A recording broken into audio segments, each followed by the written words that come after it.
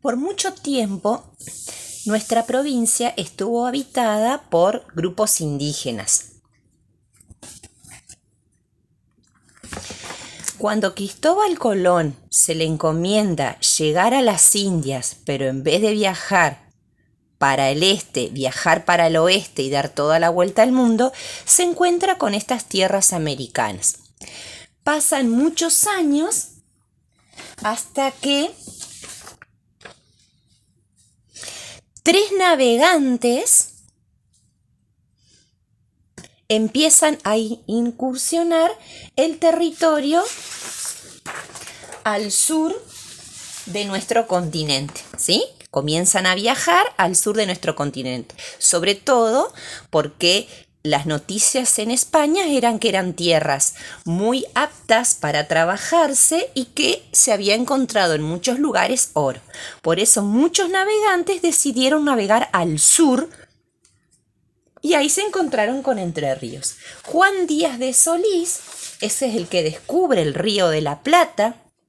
Hernando de Magallanes viaja por el sur de nuestro continente, ¿sí?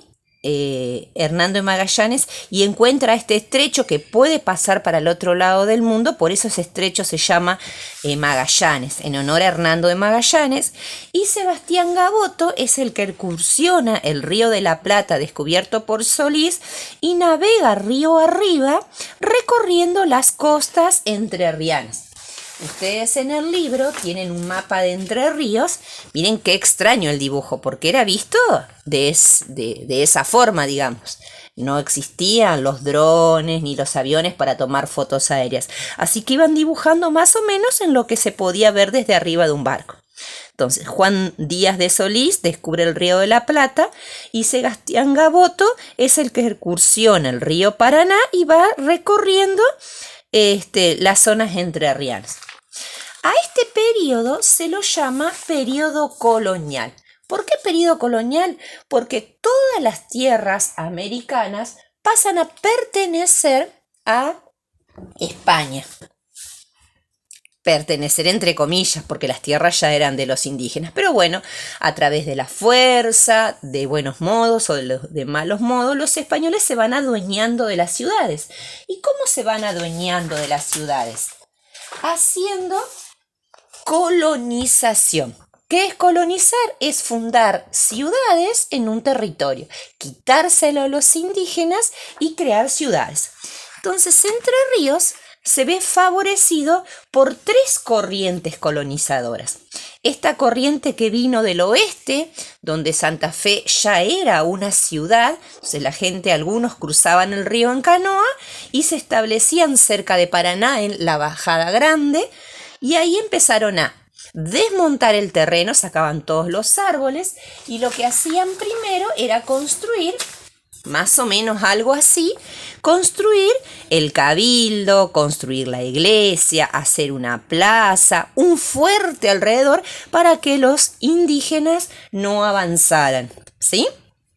Bien, otra corriente vino del norte, que había misiones jesuíticas y ahí se funda Federación, que el primer nombre que tuvo Federación era Mandisobí, después se llama Ciudad de Federación, y después mandan a Tomás de Rocamora, que ustedes lo tienen en una fotito, yo les mandé, lo mandan a Tomás de Rocamora. Miren cómo dibujó Tomás de Rocamora Entre Ríos, ¿sí?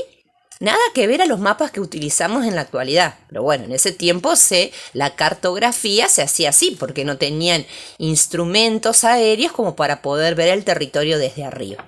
Bueno, entonces a Tomás de Rocamora lo envían y él funda la ciudad de Gualeguaychú, la de Gualeguay y la de Concepción del Uruguay, ¿sí? En 1783. Este es un dato muy importante para saber.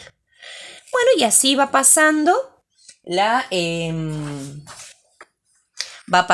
etapa colonial, en donde se empiezan a surgir las actividades económicas que tenían que ver mucho con la tierra, con la agricultura, con la ganadería, y así le iban dando al español que quería que empezara a andar a caballo, Y todo lo que andaba a caballo, y cuando se cansaba el caballo, clavaba una estaca, bueno, y ahí hacían un cuadrado y todas esas tierras, más allá de que eran de los indígenas, pasaban a pertenecer a ese hacendado. Entonces ese hacendado traía más gente de España para trabajar, pero lo que más ocupaba era aquellos indígenas que se adaptaban a la vida española, o sea que no eran guerreros, sino que eran más tranquilos y se adaptaron a la vida.